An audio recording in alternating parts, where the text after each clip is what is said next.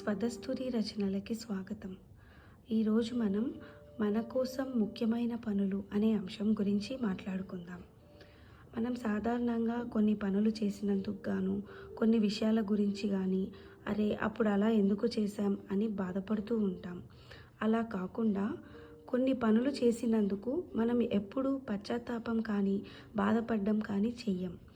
ఆ కోవలోకి అంటే ఆ కేటగిరీలోకి వచ్చే పనుల్లో ముఖ్యమైనవి కొన్ని ఉన్నాయి. అవేంటంటే మంచి పుస్తకం చదవడం, వ్యాయామం చేయడం, కావాల్సిన ఆహారాన్ని ఇంట్లోనే వండుకోవడం, ఇష్టం లేని పనులకి నిర్మోహమాటంగా నో చెప్పడం, సామాజిక మాధ్యమాల వాడకాన్ని తగ్గించడం, కష్టమైన మార్గాలను ధైర్యంగా ఎంచుకోవడం.